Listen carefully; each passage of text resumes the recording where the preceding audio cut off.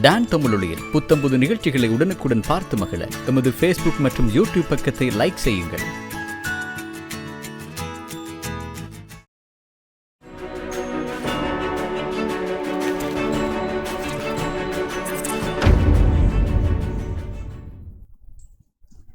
நேர்கள் அனைவருக்கும் இனிமையான காலை வணக்கங்கள். புத்தம் புதிய ஒரு நாளில் உங்களை பத்திரிகைகள் ஒரு பார்வை நிகழ்ச்சியின் மூலமாக சந்திப்பதில் மிக்க மகிழ்ச்சி. இன்று மலர்ந்திருக்கிறது மே மாதம். இன்று 2022ஆம் ஆண்டு, அதாவது 1ஆம் தேதியாக இன்று காணப்படுகிறது. இன்று உலக தொழிலாளர் தினமாக இருக்கிறது. ஆகவே உழைக்கக்கூடிய அத்தனை வர்க்கத்தினருக்கும் இனிமையான வாழ்த்துக்களை கூட நாங்கள் இது வேளையில் எடுத்துரைத்துக் கொள்ளலாம். அது மட்டுமல்லாமல் இன்று பிறந்த நாட்கள், திருமண நாட்கள், ஏனைய சுபகாரியங்களில் ஈடுபடக்கூடிய அத்தனை சொந்தங்களுக்கும் இனிமையான வாழ்த்துக்களை கூட நாங்கள் டான் தமிழொலி சார்பாக தெரிவித்துக் கொள்ளலாம். அதாவது கூறுவார்கள், எங்களுடைய வெற்றியினுடைய ரகசியம் எங்கே ஒளிந்திருக்கிறது தெரியுமா என்று. எந்த ஒரு செயலை நாங்கள் செய்யும் போதும் அதை மனப்பூர்வமாக விரும்பி செய்தால் நிச்சயமாக அந்த வெற்றி என்பது எங்களுடைய கைகளில் தவழும் என்று கூறுவார்கள். ஆகவே எந்த ஒரு வேலையை நாங்கள் மனப்பூர்வமாக மன மகிழ்ச்சியோடு செய்வோம் என்ற வாழ்த்துக்களை இந்த நேரம் நாங்கள் கூறிக்கொள்ளலாம். இந்த வேளையில் இந்த சிந்தனையை இன்று உங்களுக்காக வழங்கியிருந்தது நெஸ்ட்மோல்ட் அனுசரணையும் வழங்கி கொண்டிருக்கக்கூடிய இந்த நிலையில் இப்போது எங்களுடைய கைவசம் கிடைக்கப்பெற்றிருக்கிறது இளநாடு, வலம்புரி, உதயன், தினக்குரல் ஆகிய பத்திரிகைகள் கிடைக்கப்பெற்றிருக்கிறது. ஆகவே இன்று பத்திரிகைகளை நாங்கள் பார்க்கும் பொழுது, அதாவது நாட்டினுடைய பொருளாதார நிலைமை தொடர்பான செய்திகள் கூட இங்கே காணப்படுகிறது. அது மட்டுமில்லாமல் மகா சங்கத்தினர் கூடி ஒரு தீர்மானம் ஒன்றை எடுத்திருந்தனர். அதாவது பிரதமர் மஹிந்த ராஜபக்ஷ பதவியை துறக்க வேண்டும் என்ற விடயங்கள் அங்கே எடுத்து எம்பப்பட்டிருக்கிறது. ஆகவே இது தொடர்பான செய்திகள் இன்று யாழில் இருந்து வெளியாகி இருக்கக்கூடிய பத்திரிகைகளில் பிரதானமாக இடம் பிடித்திருக்கிறது என்று நாங்கள் கூறக்கூடியதாக இருக்கிறது. அந்த வகையில் ஈழநாடு பத்திரிகையானது இந்த செய்தியை வழங்கியிருக்கிறது. பிரதமர் மஹிந்த பதவி துறக்க மகா சங்கத்தினர் கூடி தீர்மானம் என்ற செய்தி இங்கே பிரதான செய்தியாக இருக்கிறது. அதே போல சிறுபான்மையினருக்கு எதிராக பிக்குகள் நின்றமை தவறே, மகா சங்கத்தினரின் கட்டளைக்கான மாநாட்டில் ஓமல்பே சோபித தேரர் தெரிவிப்பு என்கிறவாறான செய்தியானது உதயன் பத்திரிகையை பொறுத்தவரைக்கும் இங்கே முதன்மை செய்தியாக இடம் பிடித்திருக்கிறது. அதே போல வலம்புரி பக்கத்தை நாங்கள் பார்க்கும் பொழுது, மகா சங்கத்தினர் எந்த நிலைப்பாட்டை எடுத்தாலும் பதவியிலிருந்து விலகி இடைக்கால அரசு தீர்வு அல்ல, பிரதமர் மஹிந்த திட்டவட்டமாக அறிவிப்பு என்கிறவாறான செய்திதான் இன்று வலம்புரி பக்கத்தை பொறுத்தவரைக்கும் முதன்மை செய்தியாக இடம் பிடித்திருக்கிறது. அதே போல தினக்குரல் இங்கே இந்த செய்தியை தான் இங்கே அறிவிக்கிறது. அதாவது நெருக்கடிகளுக்கு உடனடி தீர்வு கோரி மகா சங்கத்தினர் பிரகடனம், 1000 பேர் நேற்று கொழும்பில் ஒன்று கூடினர் என்ற விடயம் தான் இன்று இந்த முதன்மை செய்தியாக தினக்குரல் பக்கத்தில் கூட பிரசுரமாக இருக்கிறது. ஆகவே இன்று பத்திரிகைகளில் முதன்மை செய்தி என்பது ஒரே விடயம் தான் இங்கே பொதியப்பட்டிருக்கிறது என்பதை நாங்கள் கூறிக்கொள்ளக்கூடியதாக இருக்கிறது. இப்பொழுது விரிவான செய்திகளை நாங்கள் பார்க்கலாம். அந்த வகையில் சர்வகட்சி இடைக்கால அரசு அமைப்பதற்காக பிரதமர் மஹிந்த ராஜபக்ஷ உள்ளடங்கலான அமைச்சரவை உடனடியாக பதவி விலக வேண்டும் என்று வலியுறுத்தி மகா சங்கத்தினர் நேற்று ஓரணியில் திரண்டு தீர்மானம் ஒன்றை நிறைவேற்றியிருக்கின்றனர் என்று ஈழநாடு பத்திரிகையில் இந்த செய்தியானது இங்கே பிரசுரமாக இருக்கிறது. அத்துடன் மகாநாயக்க தேரர்களின் கோரிக்கையை ஏற்று சர்வகட்சி அரசமைப்பதற்கு அரசியல் பிரமுகர்கள் முன்வராவிட்டால், அதாவது அரசியல் பிரமுகர்கள் முன்வராவிட்டால் அனைத்து அரசியல்வாதிகளையும் நிராகரிக்கும் வகையில் மகாநாயக்க தேரர்களின் அனுமதியுடன் கூட்டு சங்க ஆணை பிறப்பிக்கப்படும் என்று மகா சங்கத்தினர் எச்சரிக்கை விடுத்திருக்கின்றனர் என்றவாறாக இந்த செய்தியானது நாங்கள் இங்கே அவதரிக்கக்கூடியதாக இருக்கிறது. மகா சங்கத்தினரின் விசேட சங்க சம்மேளனம் கொழும்பு சுதந்திர சதுக்கத்தில் நேற்று நடைபெற்றது. பேராசிரியர் ஓமல்பே சோபித தேரர், பேராசிரியர் அகலகட ஸ்ரீ சுமட தேரர் உட்பட பௌத்த பீடங்களை சேர்ந்த நூற்றுக்கணக்கான தேரர்கள் அங்கே பங்கேற்றிருந்தனர்கள் என்கிறவாறாக இந்த செய்தியானது தொடர்ந்து செல்கிறது. சங்க சம்மேளனத்தில் எடுக்கப்பட்ட தீர்மானத்தை ரஜரட்டை பல்கலைக்கழகத்தின் சிரேஷ்ட விரிவுரையாளர் கலாநிதி வணக்கத்துக்குரிய உலகன்பத்தி சந்திரஸ்ரீ தேரர் வெளியிட்டிருக்கிறார். நாட்டில் அரசியல் ஸ்திரத்தன்மையை ஏற்படுத்தி பொருளாதார நெருக்கடியை தீர்ப்பதற்கான யோசனைகள் முன்வைக்கப்பட்டு அவற்றை செயற்படுத்தி மக்களினுடைய வாழ்வாதாரத்தை மேம்படுத்த நடவடிக்கை எடுக்கப்பட வேண்டும். நிறைவேற்று அதிகார ஜனாதிபதிக்கான அதிகாரங்கள் மட்டுப்படுத்தப்பட்டு நாடாளுமன்றத்தை பலப்படுத்துவதற்கு தேவையான வகையில் அரசமைப்பு மறுசீரமைப்பு மேற்கொள்ளப்பட வேண்டும். மகாநாயக்க தேரர்களின் கோரிக்கையை ஏற்று நாடாளுமன்றத்தை பிரதிநிதித்துவப்படுத்தக்கூடிய அனைத்து கட்சிகளையும் உள்ளடக்கிய வகையில் சர்வ சர்வகட்சி இடைக்கால அரசாங்கம் ஒன்றை அமைப்பதற்காக பிரதமர் உள்ளடங்கலான தற்போதைய அமைச்சரவை பதவி விலக வேண்டும். அவ்வாறு இல்லாவிட்டால் அனைத்து அரசியல்வாதிகளையும் நிராகரிக்கக்கூடிய வகையில் மகாநாயக்க தேரர்களினுடைய அனுமதியோடு ஒன்றிணைந்த சங்க ஆணை பிறப்பிக்கப்படும் என்று கலாநிதி வணக்கத்துக்குரிய ஒலங்கன்பத்தி சந்திரஸ்ரீ தேரர் குறிப்பிட்டிருக்கிறார். அதாவது கலாநிதி வணக்கத்துக்குரிய ஒலங்கன்பத்தி சந்திரஸ்ரீ தேரர் இவ்வாறு குறிப்பிட்டிருக்கிறார் என்கிறவராக இந்த செய்தி இங்கே காணப்படுகிறது. அதேவேளை பாராளுமன்றத்தை பிரதிநிதித்துவப்படுத்தக்கூடிய அரசியல் கட்சிகளினுடைய தலைவர்களுக்கும் மகா சங்கத்தினருக்கும் இடையிலான சந்திப்பு இலங்கை மன்ற கல்லூரியில் நடைபெற்றது.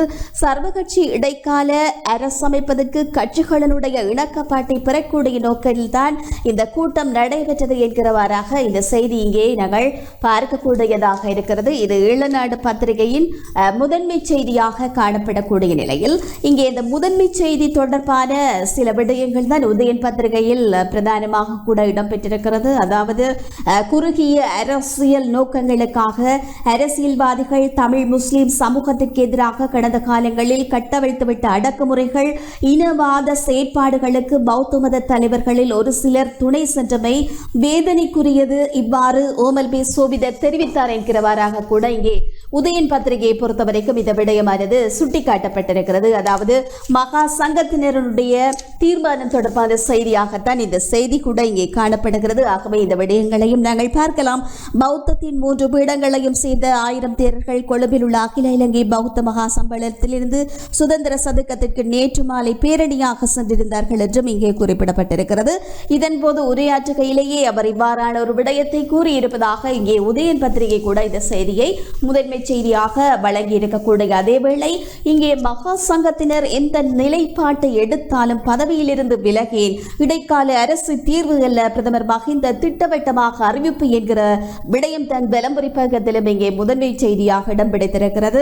அதாவது மகா சங்கத்தினர் ஒரு தீர்மானத்தை கொண்டு வந்திருக்கிறார்கள். ஆகவே பதவியிலிருந்து விலகுவதாக இல்லை என்று பிரதமர் மஹிந்த ராஜபக்ஷ அறிவித்திருக்கக்கூடிய விடயம் இங்கே விளம்பரியை பொறுத்தவரைக்கும் முதன்மை செய்தியாக இடம் பிடித்திருக்கிறது.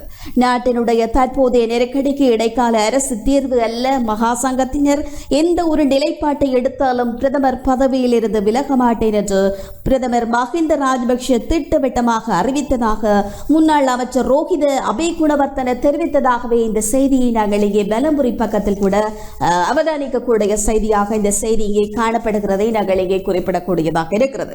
மகா சங்கத்தினர் எப்படிப்பட்ட நிலைப்பாட்டை எடுத்தாலும் பிரதமர் பதவியில் இருந்து ஒருபோது விலக மாட்டார் என்று மக்கள் ஆணையினுடைய பிரகாரம் அந்த பதவியிலிருந்து ஸ்ரீலங்கா பொதுஜன முன்னணியின் ஆட்சியை முன்னகர்த்துவார் என்றும் பிரதமரிடம் குறிப்பிட்டார் என்றும் முன்னாள் அமைச்சரும் எம்பியுமான ரோஹித அபேகுணவர்த்தன தெரிவித்தார் என்றுதான் இங்கே வலம்புரி இந்த செய்தியை வழங்கியிருக்கிறது.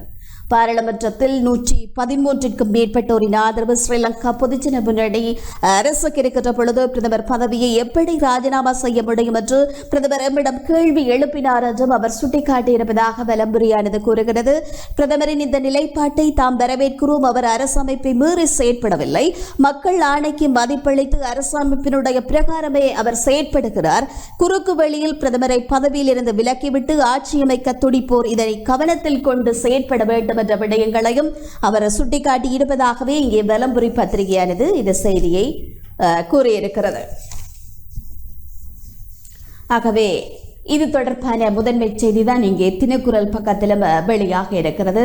ஆகவே இங்கே மகா சங்கத்தினர் ஒன்று கூடி தீர்மானம் என்று எடுத்திருக்கக்கூடிய நிலையில் பிரதமர் பதவியிலிருந்து விலகப் போவதில்லை என்றொரு செய்தியை கூட நாங்கள் பார்க்கக்கூடியதாக இருந்தது. வலம்புரியில் முதன்மை செய்தியாக இடம்பெற்றிருந்தது.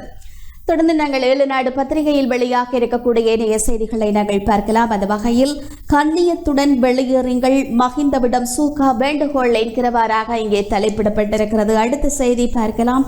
நம்பிக்கையில்லா பிரேரணியை கொண்டு வந்து உங்களை நீக்கும் வரை காத்திருக்காமல் கண்ணியமாக வெளியேறுமாறு பிரதமர் மஹிந்த ராஜபக்ஷவிடம் ஸ்ரீலங்கா சுதந்திர கட்சியானது வேண்டுகோள் விடுத்திருக்கிறது என்கிறவராக இந்த செய்தி காணப்படுகிறது.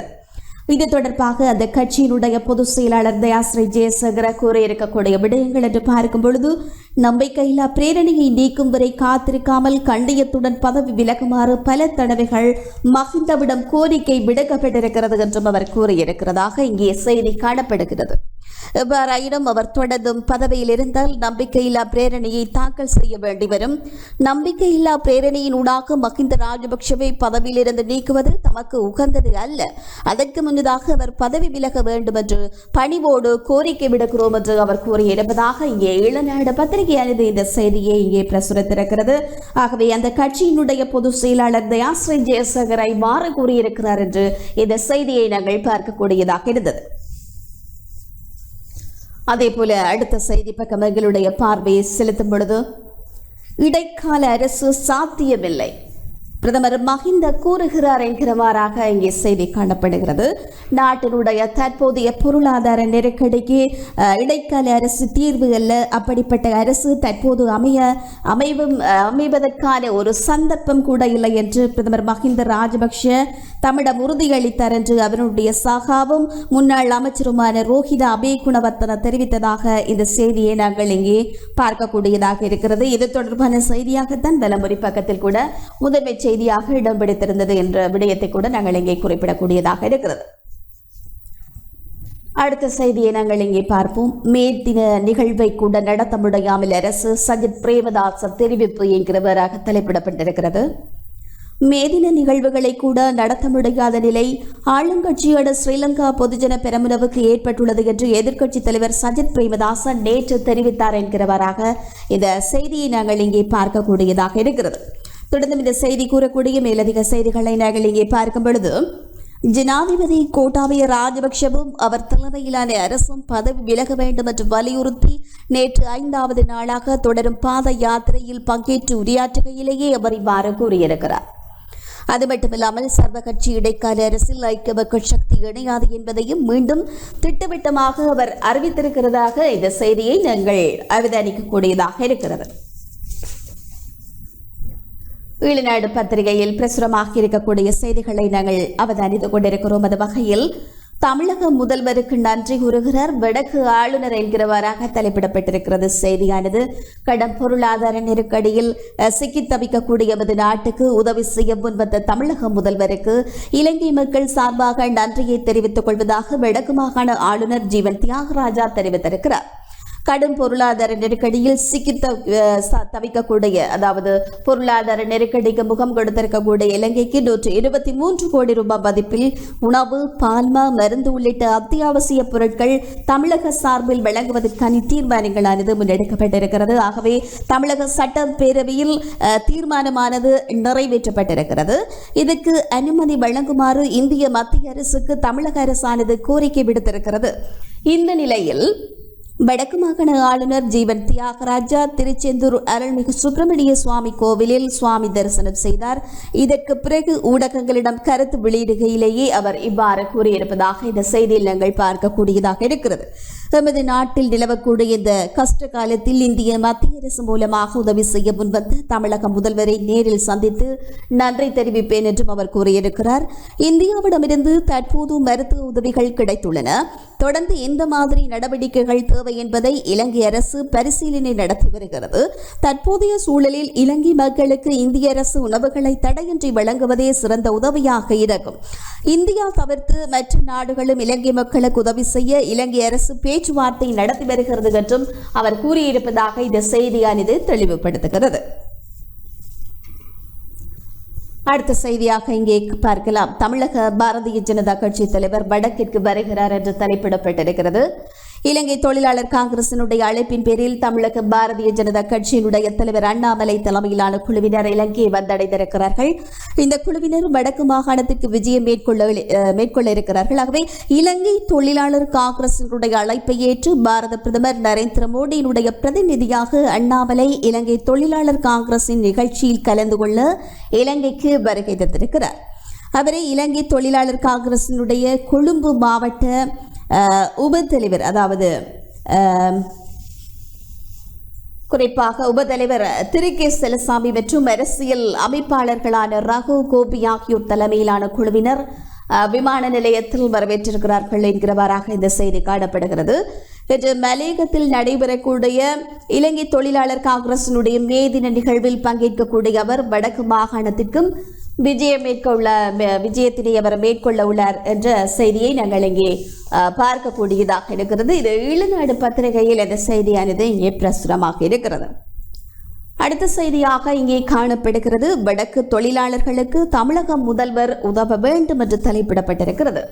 கடந்த 10 வருடங்களுக்கு மேலாக இந்திய இழுவைமடி தொழிலால் பாதிக்கப்பட்டுள்ள வடக்கு கடல் தொழிலாளர்களுக்கு தமிழக முதலமைச்சர் உதவி வழங்க வேண்டும், அதாவது முன்வர வேண்டும் என்று யாழ் மாவட்ட கடற்தொழிலாளர் கூட்டுறவு சங்கங்களின் சம்மேளன தலைவர் அன்னராசா கோரிக்கை விடுத்திருக்கிறார் என்கிறவாறாக இந்த செய்தி இங்கே காணப்படுகிறதை நாங்கள் குறிப்பிடக்கூடியதாக இருக்கிறது.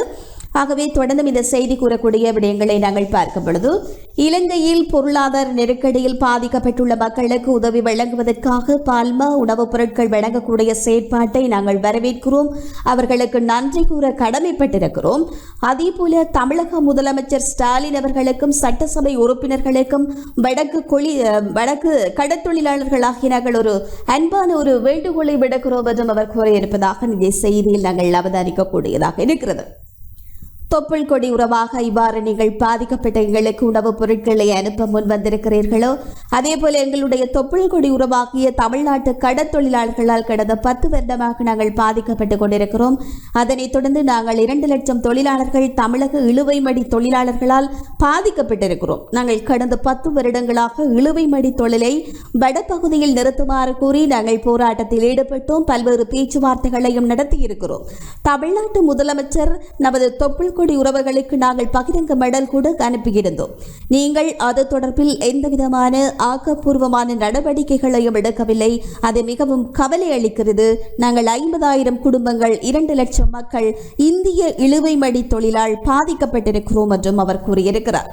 அதேபோல சட்டசபையில் உணவுப் பொருட்களை அனுப்புவதற்கு எடுத்த தீர்மானத்தை போல வடக்கு மீனவ தொழிலாளர்களுக்காக இழுவைமடி பிரச்சினை தொடர்பில் நடவடிக்கை எடுக்க வேண்டும் என்ற ஒரு கோரிக்கையை கூட முன்வைத்திருக்கக்கூடிய செய்தியாக இந்த செய்தி இங்கே காணப்படுகிறது. ஆகவே யாழ் மாவட்ட கடற்தொழிலாளர் கூட்டுறவு சங்கங்களின் சம்மேளன தலைவர் அன்னராசா இவ்வாறான ஒரு கோரிக்கையை முன்வைத்திருக்கிறார் என்று ஈழநாடு பத்திரிகையில் பிரசுரமாக இருக்கக்கூடிய செய்தியில் நாங்கள் பார்க்கக்கூடியதாக இருக்கிறது. அடுத்த செய்தியாக இருக்கிறது. லண்டன் நகரிலும் கோட்டா கோகம என்று இங்கே தலைப்பிடப்பட்டிருக்கிறது. இங்கிலாந்தில் உள்ள இளைஞர்கள் லண்டன் பாராளுமன்றத்திற்கு முன்பாக கோட்டா கோகம கிளையை அமைத்திருக்கிறார்கள் என்று இங்கே இந்த செய்தி இங்கே காணப்படுகிறது. இந்த பகுதியிலிருந்து அரசுக்கு எதிராகவும் ஜனாதிபதி கோட்டாபய ராஜபக்ஷவை பதவி விலக கோரியும் பலர் போராட்டத்தில் ஈடுபட்டு வருகின்றனர் என்கிறமாறாக இங்கே செய்தியை நாங்கள் பார்க்கக்கூடியதாக இருக்கிறது. இது தொடர்பான புகைப்படம் கூட இங்கே பிரசுரமாக இருப்பதை கூட நாங்கள் குறிப்பிடக்கூடியதாக இருக்கிறது. இது ஈழநாடு பக்கத்தில் வெளியாக இருக்கக்கூடிய முதற் பக்கத்தில் வெளியாக இருக்கக்கூடிய செய்திகளாக இவை அமைந்திருந்தன. தொடர்ந்தும் ஏனைய செய்திகளை நாங்கள் பார்க்க இருக்கிறோம். ஒரு சிறிய வர்த்தக விளம்பர இடைவேளையினை தொடர்ந்து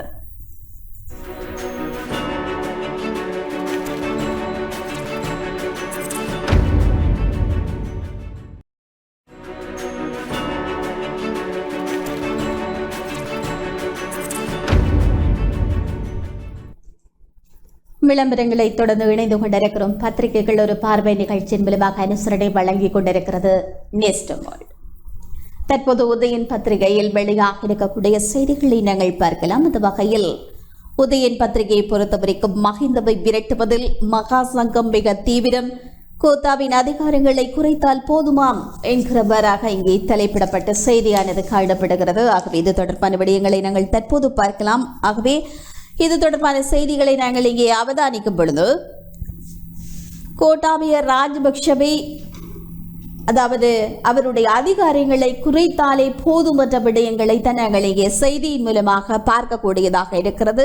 மகாநாயக்க தேரர்களின் கோரிக்கையை ஏற்று பிரதமர் மஹிந்த ராஜபக்ஷ உடனடியாக பதவி விலக வேண்டும், நிறைவேற்று அதிகார ஜனாதிபதிக்கான அதிகாரிகளை குறைக்கக்கூடிய வகையில் அரசமைப்பு மறுசீரமைப்பு அவசியம் என்றும் இங்கே செய்தியில் நாங்கள் பார்க்கக்கூடியதாக இருக்கிறது. ஆகவே இதற்கு உடன்பட்டு நடவடிக்கை எடுக்கப்படாவிட்டால் அனைத்து அரசியல்வாதிகளையும் புறக்கணிக்கும் ஒன்றிணைந்த சங்க வெளியிடப்படும்.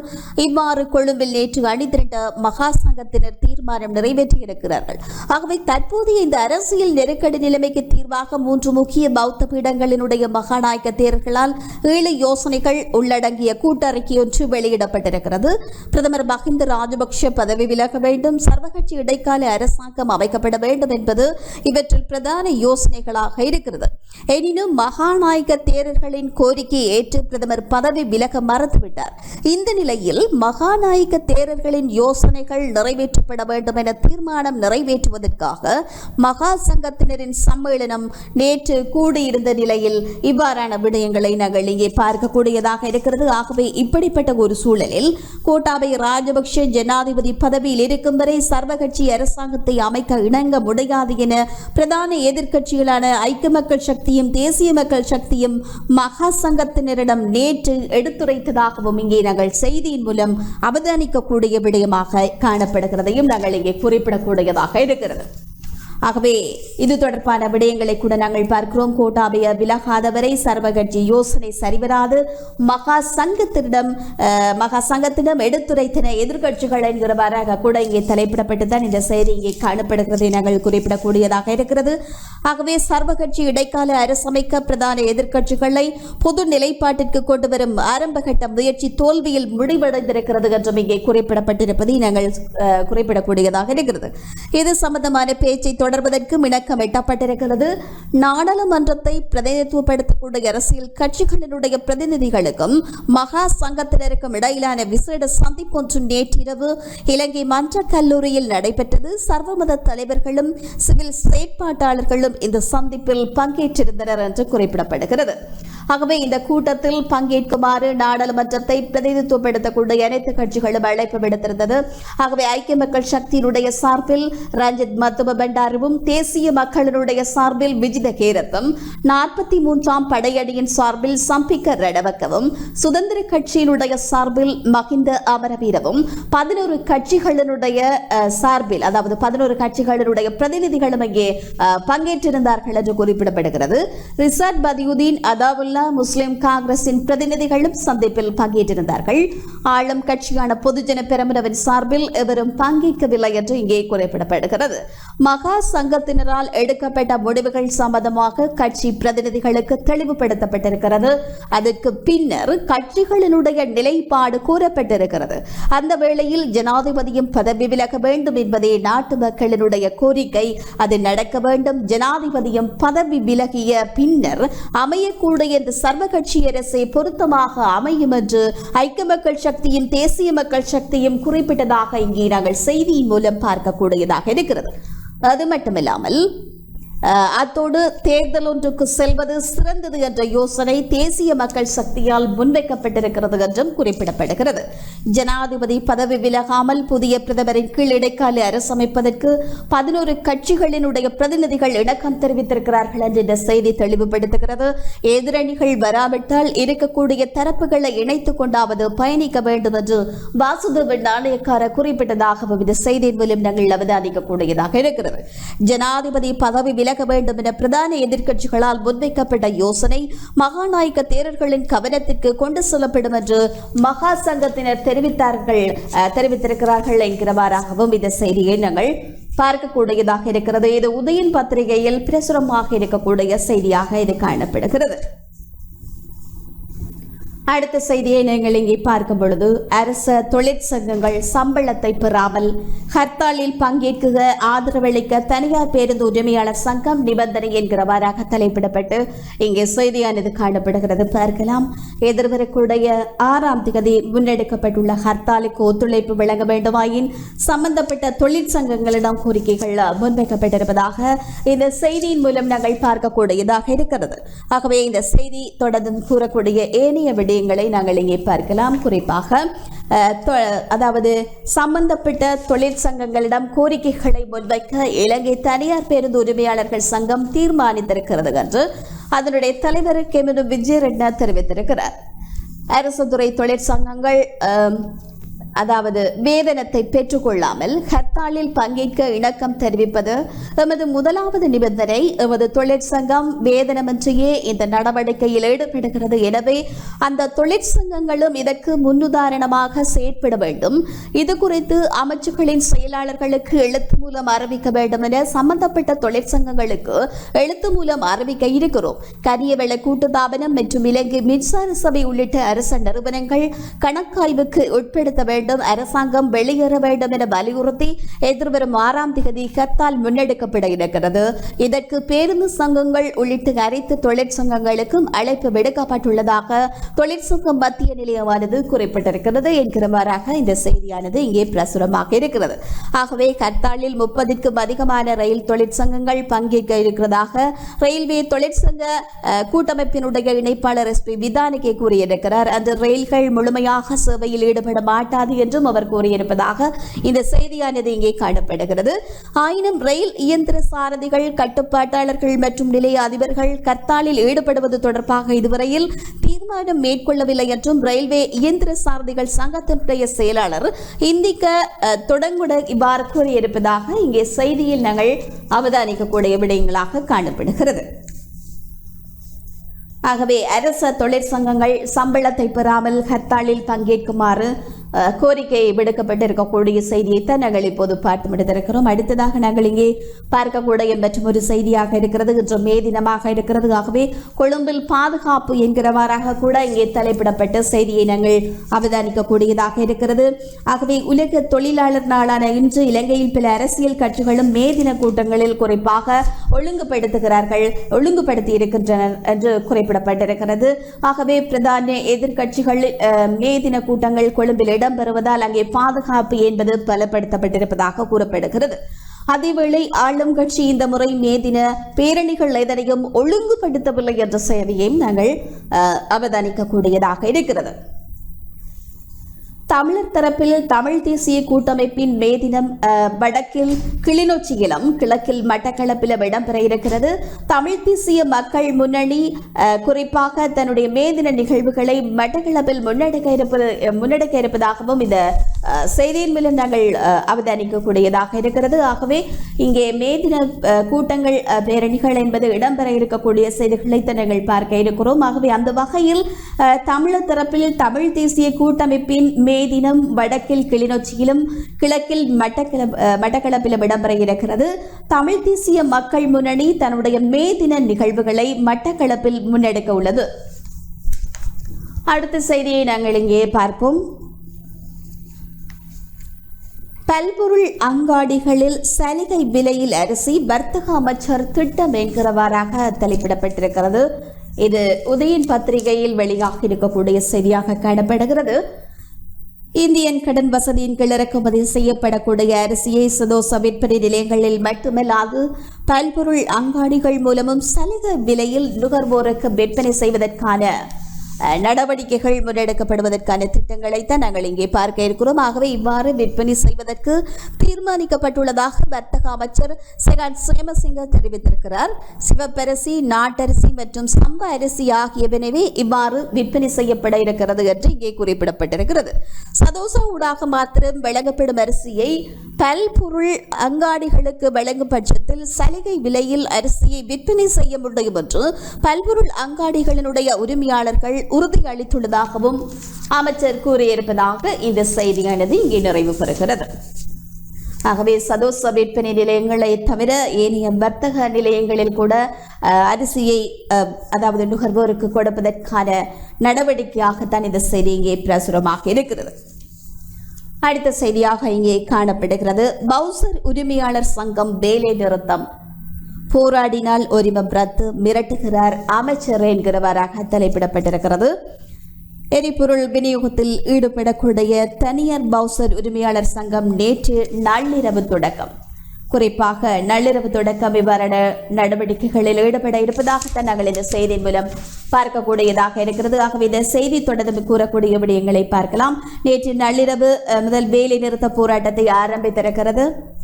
அதிகரித்திருக்கக்கூடிய எரிபொருள் விலைக்கு அமைவாக தங்களுடைய கட்டணம் மாற்றி அமைக்கப்படவில்லை என தெரிவித்து போராட்டத்தை ஆரம்பித்திருக்கிறதாக இங்கே செய்தியில் பார்க்கிறோம். இதேவேளை இந்த வேலை நிறுத்த போராட்டத்தின் காரணமாக ஏற்படும் பாதிப்புகளை குறைப்பதற்கு ஏற்பாடுகள் மேற்கொள்ளப்பட்டுள்ளதாக அமைச்சர் காஞ்சனா விஜயசேகர தெரிவித்திருக்கிறார். போராட்டத்தில் ஈடுபட்டிருக்கக்கூடிய தனியார் எரிபொருள் பவுசர் உரிமையாளர்களின் அனுமதியை ரத்து செய்து புதிய வழங்குநர்களுக்கு அனுமதி பத்திரம் வழங்கப்பட இருக்கிறது. ரயில்கள், அரசுக்கு சொந்தமான பவுசர்கள், தனியார் எரிபொருள் நிரப்பு நிலையங்களுக்கு சொந்தமான பவுசர்கள் மற்றும் வேலை நிறுத்தத்தில் ஈடுபடாத தனியார் வாடகை பவுசர்கள் மூலம் சேவைகள் தடையின்றி இங்கே தொடரும் என்று குறிப்பிடப்பட்டிருக்கிறது. இந்த நிலையில் ஒக்டேன் 95 பெட்ரோல் மட்டுப்படுத்தப்பட்டுள்ளது என்றும் அமைச்சர் குறிப்பிட்டார். இந்த செய்தியில் நாங்கள் பார்க்கிறோம். இது உதயன் பத்திரிகையில் வெளியாக இருக்கக்கூடிய செய்திகளாக இவை காணப்படுகின்றன. தொடர்ந்து அடுத்த செய்தியை நாங்கள் இங்கே பார்க்கும் பொழுது மருந்து விலை அதிகரிப்பு என்கிறவாறாக செய்தி காணப்படுகிறது. 60 மருந்துகளினுடைய விலைகள் அண்ணளவாக 40 வீதத்தால் அதிகரிக்கப்பட்டிருக்கின்றன. விலை அதிகரிப்பு தொடர்பான விசேட வர்த்தமானி அறிவித்தல் சுகாதார அமைச்சர் பேராசிரியர் சன ஜெயசம்மனவினால் வெளியிடப்பட்டிருக்கிறது என்றும் இங்கே செய்தியில் நாங்கள் அவதானிக்கக்கூடியதாக இருந்தது. அதே போல வேகமாக காற்று என்று இங்கே தலைப்பிடப்பட்டிருக்கிறது செய்தி. வடக்கு மற்றும் கிழக்கு கடற்பரப்பில் காற்றினுடைய வேகம் மணித்தியாலத்திற்கு 40 முதல் 60 கிலோமீட்டர் வரை அதிகரித்து வீசக்கூடும் என்று குறிப்பிடப்பட்டிருக்கிறது. மீன்பிடி மற்றும் கடற்தொழில்களில் ஈடுபடுபவர்கள் அவதானத்தோடு செயற்படுமாறு வளிமண்டலவியல் திணைக்களமானது அறிவுறுத்தல்களை விடுத்திருக்கிறது. காங்கேசந்துறையிலிருந்து புத்தளம், கொழும்பு, காலி மற்றும் ஹம்பாந்தோட்டை ஊடாக பொத்துவில் வரையான கரையோரத்திற்கு அப்பாற்பட்ட ஆழமுள்ள மற்றும் ஆழம் குறைந்த கடற்பரப்புகளில் காற்றின் வேகம் அதிகரிக்கக்கூடும் எனவும், காலியிலிருந்து ஹம்பாந்தோட்டை ஊடாக பொத்துவில் வரையான கடற்பரப்புகளில் ஆழமான மற்றும் ஆழம் குறைந்த கடற்பரப்பில் கடற்தொழிலாளர்கள் அவதானத்தோடு செயற்படுமாறு வளிமண்டலவியல் திணைக்களம் எச்சரிக்கை விடுத்திருக்கிறது என்ற செய்தியை நாங்கள் இங்கே பார்க்கிறோம். அதாவது காற்றினுடைய வேகம் தொடர்பான அறிவுறுத்தல்களை வழங்கக்கூடிய செய்தியாக இந்த செய்தி காணப்பட்டது. இது உதயன் பத்திரிகையில் பிரசுரமாக இருக்கக்கூடிய செய்தியாக இந்த செய்தியானது காணப்படுகிறது. அதே போல இங்கே ஸ்டாலினுக்கு நன்றி கூட்டமைப்பு தெரிவிப்பு என்கிறவராக கூட தலைப்பிடப்பட்டிருக்கிறது. பொருளாதார நெருக்கடியிலிருந்து மக்களை மீட்பதற்கு பெரியதொரு பங்களிப்பை தமிழக சட்டசபையில் முன்மொழிந்த முதலமைச்சர் மு.க. ஸ்டாலினுக்கு இதயபூர்வமான நன்றிகளை தமிழ் தேசிய கூட்டமைப்பு தெரிவித்திருக்கிறது என்கிறவராக இந்த செய்தி காணப்படுகிறது. மிக மிக பெரிய உதவியை இந்தியா ஒன்றிய அரசினூடாக இலங்கைக்கு அனுப்புவதற்கு தீர்மானித்து சட்டசபையில் நிறைவேற்றியிருக்கக்கூடிய தீர்மானத்திற்காக எங்களுடைய உடன்பிரவா சகோதரர்களாகிய உங்களுக்கு இதயம் கனிந்த நன்றிகளை தெரிவிக்கிறோம் என்று கூட்டமைப்பு விடுத்திருக்கக்கூடிய ஊடக அறிக்கையில் இவ்வாறு தெரிவிக்கப்பட்டிருப்பதாக கூறப்படுகிறது. இது உதயன் பத்திரிகையில் வெளியாக இருக்கக்கூடிய முதற் பக்கத்தில் வெளியாக இருக்கக்கூடிய செய்திகளாகவே காணப்படுகின்றன. தொடர்ந்து அடுத்ததாக நாங்கள் பலம்புரி பக்கம் எங்களுடைய பார்வையை செலுத்த இருக்கிறோம். பலம்புரியை பொறுத்தவரைக்கும் பொருளாதார நெருக்கடியை தமிழர்கள் எவ்வாறு அணுகுவது ஒரு வினாக்குறியோடு தான் தலைப்பும் இங்கே காணப்படுகிறது. ஒருங்கிணைந்த தமிழர் கட்டமைப்பு யாழில் கலந்துரையாடல் என்கிறவாறாக இந்த செய்தி இங்கே அமைய பெற்றிருக்கிறது. நாட்டில் ஏற்பட்டிருக்கக்கூடிய பொருளாதார நெருக்கடியை தமிழ் மக்கள் எவ்வாறு அணுகுவது என்பது தொடர்பாக ஒருங்கிணைந்த தமிழர் கட்டமைப்பு கலந்துரையாடல் ஒன்றை நடாத்தியிருக்கிறது. ஒருங்கிணைந்த தமிழர் கட்டமைப்பின் கலந்துரையாடல் நேற்று இலங்கை வேந்தன் கலை கல்லூரியில் இடம்பெற்றது. இதில் வடக்கு கிழக்கு சார்ந்த சைவ ஆதீன முதல்வர்கள், கத்தோலிக்க குரு முதல்வர்கள், சமய சமூக தொழிற்சங்க பிரதிநிதிகள், பல்கலைக்கழகம் பேராசிரியர்கள், மாணவ பிரதிநிதிகள், மருத்துவர்கள், பொறியியல் வங்கியாளர்கள், ஊடகவியலாளர்கள், கல்வி புலம் சார்ந்தோர் என்று பல்துறை ஆளுமைசார் செயற்பாட்டாளர்கள் தங்களுடைய கருத்துக்களை பரிமாறினார்கள் என்ற இந்த செய்தி காணப்படுகிறது. அதாவது தமிழ் தேசியம் சார்ந்து பொருளாதார நெருக்கடியை எவ்வாறு அணுகுவது என்பது தொடர்பாகவும் சிங்கள மக்களுக்கு சர்வதேசத்திற்கும் இந்த தருணத்தில் தமிழ் மக்கள் ஒரு திரட்சியாக எவ்வாறு அடிப்படை அரசியல் பிரச்சனைகளை கொண்டு சேர்ப்பது, பொருளாதார பிரச்சனைகளுக்கு மூலவேர் காரணமாக தமிழ் மக்கள் மீதான அடக்குமுறைகளுக்கான தீர்வை பெற்றுக்கொள்ள சிங்கள மக்களிடையே மனமாற்றத்தை தூண்டல், சுயசார்பு பொருளாதாரத்தை கட்டியெழுப்புதல் என்று பல கோணங்களிலும் கருத்துக்கள் இங்கே பரிமாறப்பட்டதாக கூறப்படுகிறது. வடக்கு கிழக்கு தழுவிய மாவட்டங்களை பிரதிநிதித்துவப்படுத்தி ஒருங்கிணைப்பு குழு தெரிவு செய்யப்பட்டதாகவும் இங்கே செய்தியின் மூலம் நாங்கள் அவதானிக்கக்கூடிய விடயமாக அமைந்திருக்கிறது. இது பலம்புரி வழங்கியிருக்கக்கூடிய செய்தியாக அமைந்திருக்கிறது. தொடர்ந்தும் அடுத்த செய்தியாக இருக்கிறது. பிரதமர் பதவி தொடர்பில் ஜனாதிபதியின் முடிவை ஏற்றுக்கொள்ள தயார் மஹிந்த தெரிவிப்பு என்கிறவாறாக செய்தி காணப்படுகிறது. பிரதமர் பதவி தொடர்பில் ஜனாதிபதி எடுக்கும் எந்த முடிவையும் ஏற்றுக்கொள்ள தயார் என்று பிரதமர் மஹிந்த ராஜபக்ஷ ஆங்கில ஊடகத்திற்கு தெரிவித்திருக்கிறார் என்கிறவாறாக இந்த செய்தியை நாங்கள் இங்கே அவதானிக்கக்கூடியதாக இருக்கிறது. எனக்கு பதில் வேறொருவரை பிரதமராக நியமிப்பதற்கு ஜனாதிபதி தீர்மானித்தால் நான் அதனை ஏற்க தயார் என்பதோடு ஜனாதிபதி எடுக்கக்கூடிய தீர்மானங்களை மதிக்க வேண்டும் என்றும் அவர் தெரிவித்ததாக இங்கே கூறப்படுவதை நாங்கள் பார்க்கக்கூடியதாக இருக்கிறது. ஆகவே நேற்று முன்தினம் வெள்ளிக்கிழமை இடம்பெற்ற ஸ்ரீலங்கா சுதந்திர கட்சியினுடைய சந்திப்பில் புதிய பிரதமரின் கீழ் இடைக்கால அரசாங்கத்தை அமைப்பதற்கு ஜனாதிபதி இணங்கியுள்ளார் என்று முன்னாள் ஜனாதிபதி மைத்ரிபால சிறிசேன தெரிவித்திருந்த விடயங்களை நாங்கள் இங்கே பார்க்கக்கூடியதாக இருக்கிறது. இந்த நிலையில் இவ்வாறான ஒரு விடயத்தை தான் பிரதமர் மஹிந்த ராஜபக்ஷ ஆங்கில ஊடகம் ஒன்றுக்கு கூறியிருப்பதாக வெலம்புரியில் இந்த செய்தியானது இங்கே பிரசுரமாக்கி இருக்கிறது. அடுத்ததாக நாங்கள் பார்க்கக்கூடிய விடயம் இறுதிப் போருக்கு தயார் தொழிற்சங்கங்கள் அறிவிப்பு என்கிறவாறாக தலைப்பிடப்பட்டிருக்கிறது. எதிர்வரும் மே 6ஆம் தேதிக்குள் அரச தலைவரோ அல்லது பிரதமரோ பதவி விலகுவது தொடர்பில் இறுதி தீர்மானத்தை எடுக்காவிட்டால் நாட்டினுடைய நிலைமை என்பது படு மோசமாகிவிடும். நாட்டினுடைய நிலைமை என்பது படு மோசமாகிவிடும் என்று அனைத்து தொழிற்சங்கங்களும் இறுதிப் போருக்கு தயாராக இருக்கக்கூடிய செய்திகளையும் தான் நாங்கள் இங்கே பார்க்கிறோம். ஆகவே தொழிற்சங்க பிரதிநிதி ரஞ்சன் ஜேலால் இவ்வாறு கூறியிருக்கிறார். அனைத்து தொழிற்சங்கங்களும் இணைந்து பாரிய ஹர்த்தாலுக்கு தயாராகி வருவதாகவும் அதனை மீளப் பெற முடியாது என்றும் அவர் சுட்டிக்காட்டியிருக்கிறார். எனவே 6ஆம் தேதி விடியும் வரை காத்திருக்க கூடாது என்றும் ஜேலால் அரசுக்கு வேண்டுகோள் விடுத்திருக்கிறார். நாட்டில் மாற்றத்தை ஏற்படுத்துவதில் அர்த்தமில்லை என்ற ஒரு விடயத்தையும் அவர் கூறியிருக்கக்கூடிய செய்தியாக இந்த செய்தி இங்கே பிரசுரமாக இருப்பதை நாங்கள் குறிப்பிடக்கூடியதாக இருக்கிறது. அடுத்த செய்தியாக நாங்கள் இங்கே பார்ப்போம். 3ஆம் தேதி விழிப்புடன் இருக்கவும் அனுரகுமார என்றவாறாக இங்கே தலைப்பிடப்பட்டிருக்கக்கூடிய செய்தியை நாங்கள் பார்க்கக்கூடியதாக இருக்கிறது. சம்பந்தப்பட்டவர்களும் கோரியவர்களும் மே 3ஆம் தேதி விழிப்போடு இருக்கவும் மற்றும் மக்கள் விடுதலை முன்னணியின் தலைவரும் பாராளுமன்ற உறுப்பினருமான அனுரகுமார திசாநாயக்க கூறியிருப்பதாக இந்த செய்தி காணப்படுகிறது. இது தொடர்பில் அவரது சமூக வலைதளத்தில் இது தொடர்பான பதிவு ஒன்றை அவர் பதிவிட்டிருக்கிறார்.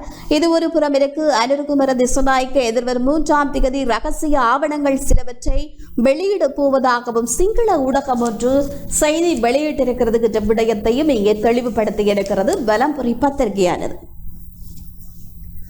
வெலம்புரியில் வெளியாக இருக்கக்கூடிய செய்திகளோடு இணைந்து கொண்டிருக்கிறோம். அந்த வகையில் அடுத்ததாக இங்கே யாழ் பல்கலையில் 3 பேராசிரியர்களாக பதவி உயர்வு என்கிறவாறாக செய்தி காணப்படுகிறது.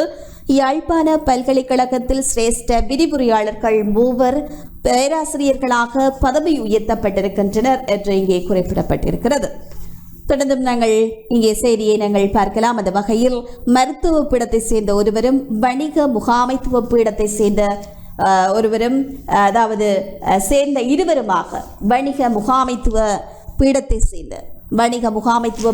சேர்ந்த இருவருமாக 3 சிரேஷ்ட விரிவுரையாளர்களை பேராசிரியர்களாக பதவி உயர்த்துவதற்கு பல்கலைக்கழக பேரவையானது நேற்று ஒப்புதல் வழங்கி இருக்கிறது என்கிறவராக இந்த செய்தி காணப்படுகிறது. பல்கலைக்கழக பேரவையின் மாதாந்த கூட்டம் நேற்று சனிக்கிழமை காலை துணைவேந்தர் பேராசிரியர் ஸ்ரீ சத்குணராஜா தலைமையில் இடம்பெற்றிருந்தது. பல்கலைக்கழக மானியங்கள் ஆணைக்குழு சுற்றறிக்கை நியமனங்களுக்கு அமைய திறமை அடிப்படையில் பேராசிரியர் பதவிக்கு விண்ணப்பித்தவர்களின் மதிப்பீடு நேர்முக தேர்வு முடிவுகள் நேற்றைய பேரவை கூட்டத்தில் சமர்ப்பிக்கப்பட்டதன் அடிப்படையில் இந்த முடிவானது எடுக்கப்பட்டிருக்கக்கூடிய விடயங்களை நாங்கள் பார்க்கக்கூடியதாக இருக்கிறது. இது வெலம்புரியில் வெளியாக இருக்கக்கூடிய செய்தியாக இந்த செய்தி காணப்படுகிறது. தொடர்ந்து மேனிய பத்திரிகைகளில் வெளியாக இருக்கக்கூடிய செய்திகளை நாங்கள் தொடர்ச்சியாக பார்க்க இருக்கிறோம். ஒரு சிறிய வர்த்தக விளம்பர இடைவேளையினை தொடர்ந்து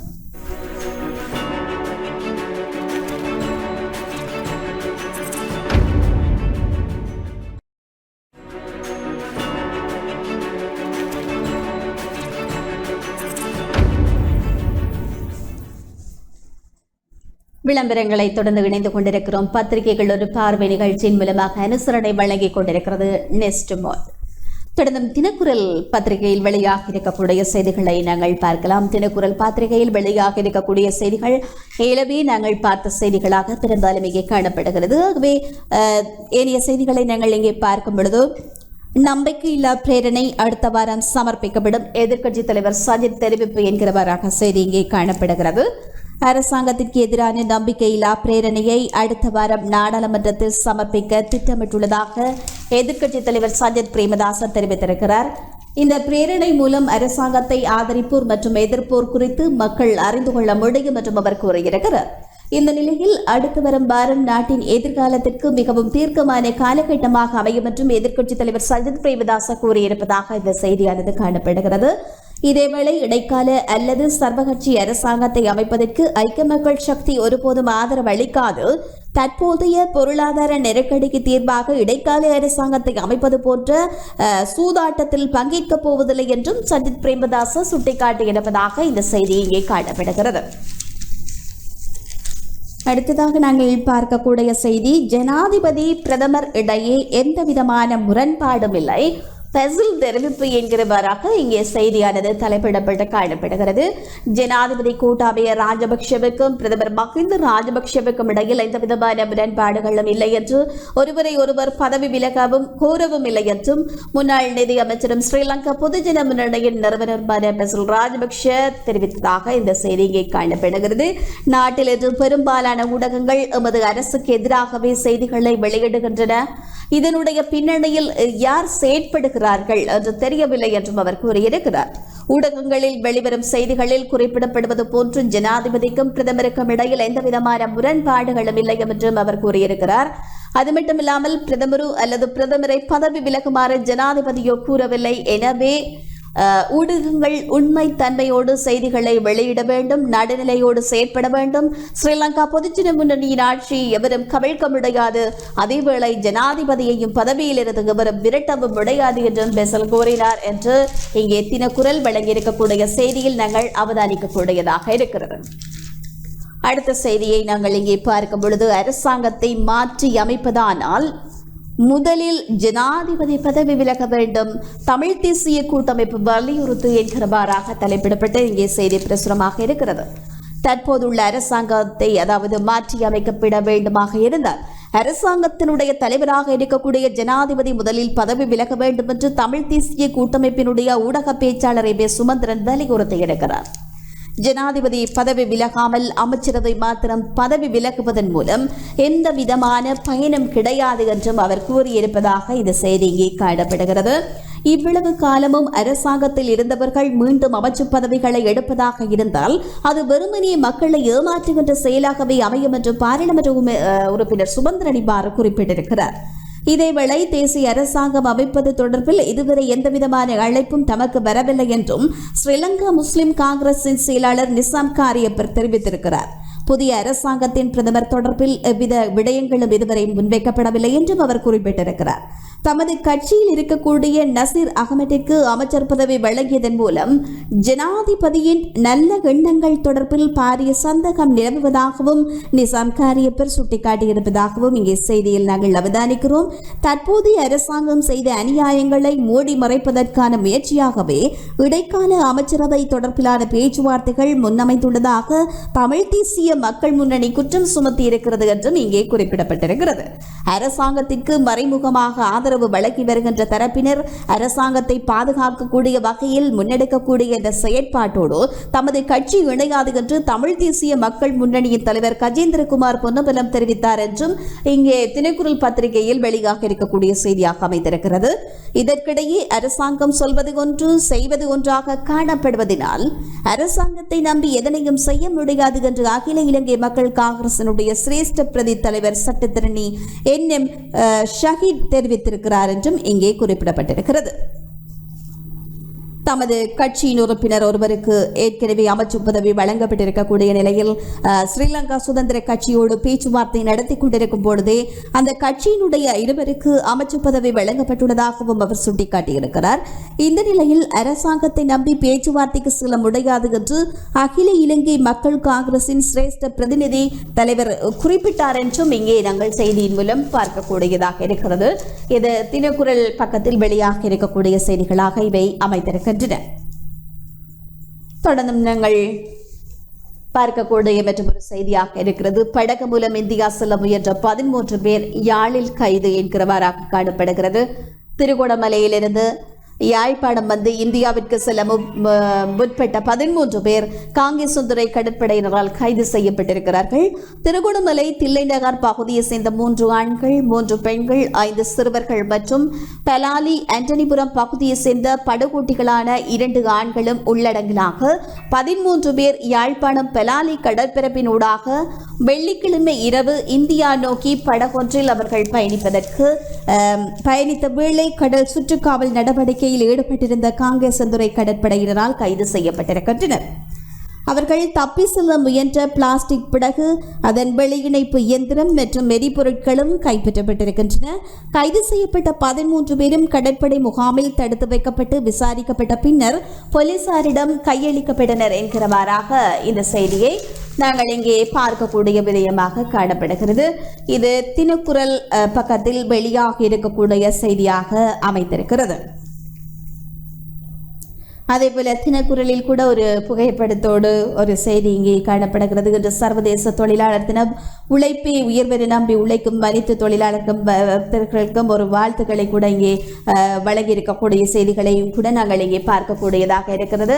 ஆகவே இது தினக்குரல் வெளியாக இருக்கக்கூடிய செய்திகளாக இவை அமைந்திருந்த நிலையில் தொடர்ந்தும் நாங்கள் ஈழநாடு பக்கம் எங்களுடைய பார்வையை செலுத்த இருக்கிறோம். ஈழநாடு வழங்கி இருக்கக்கூடிய ஆசிரியர் தலையங்கம் என்ன கூறுகிறது என்பதை நாங்கள் இங்கே பார்க்கலாம். அந்த வகையில் அமெரிக்காவிடம் எதிர்பார்த்தால் என்ற வினாக்குறியோடு இன்றைய ஆசிரியர் தலையங்கமானது தீட்டப்பட்டிருக்கிறது.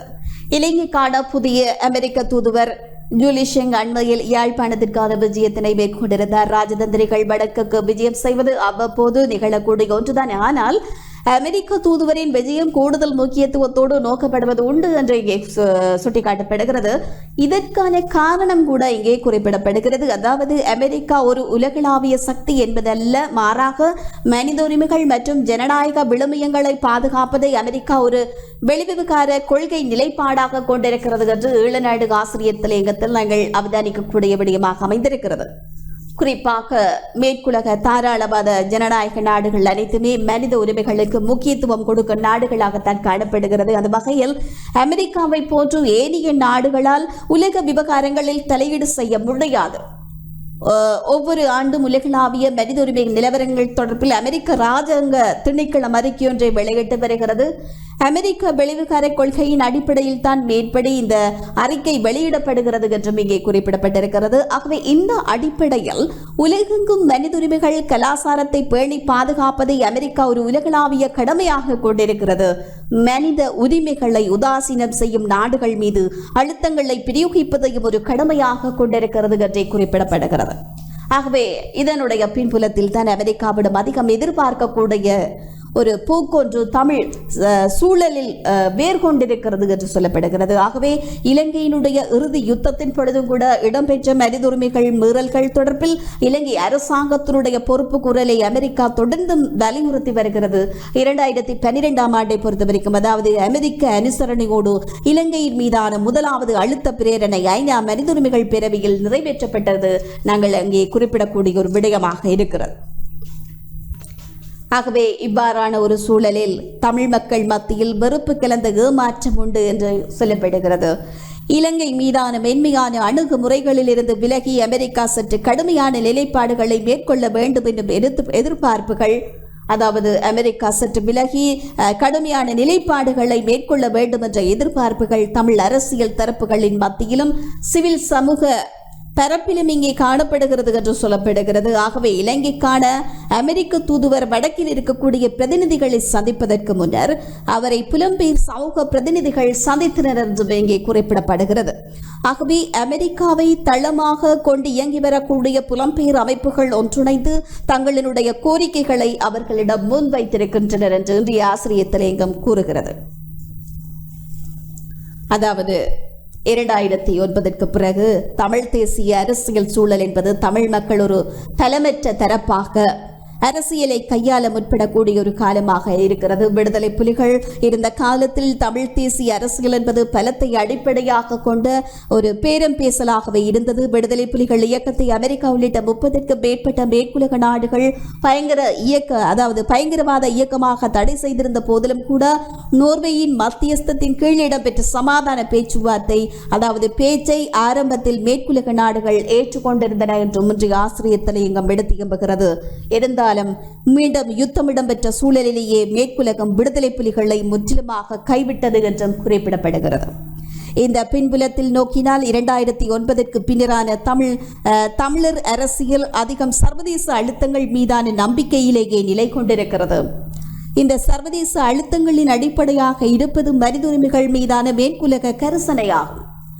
இந்த இடத்தில் அமெரிக்காவிடம் தமிழர்கள் அதிகம் எதிர்பார்க்கிறார்கள். இந்த ஒரு இடத்தில் தான் அமெரிக்காவிடம் தமிழர்கள் அதிகம் எதிர்பார்க்கிறார்கள். 2012 அமெரிக்கா கொண்டு வந்த பிரேரணை 2012 அமெரிக்கா கொண்டு வந்த பிரேரணை இன்று வரையில் பேசுபொருளாக இருப்பதற்கான காரணம் அதில் கூறப்பட்டிருக்கக்கூடிய விடயங்களை இலங்கை அரசாங்கம் நிறைவேற்றாமல் இருப்பதுதான் என்று இங்கே குறிப்பிடப்பட்டிருக்கிறது. இனியும் அரசாங்கம் நிறைவேற்ற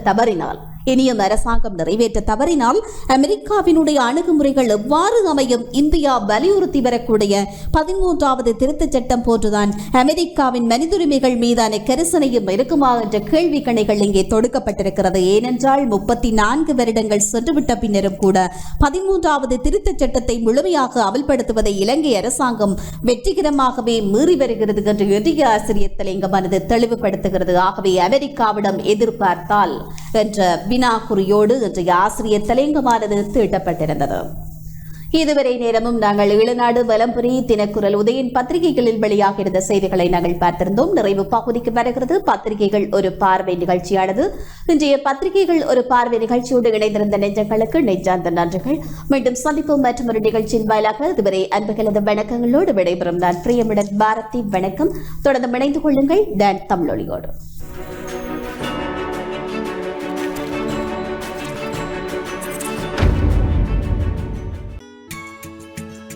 டான் தமிழொலியில் புத்தம்புது நிகழ்ச்சிகளை உடனுக்குடன் பார்த்து மகிழ எமது Facebook மற்றும் YouTube பக்கத்தை லைக் செய்யுங்கள்.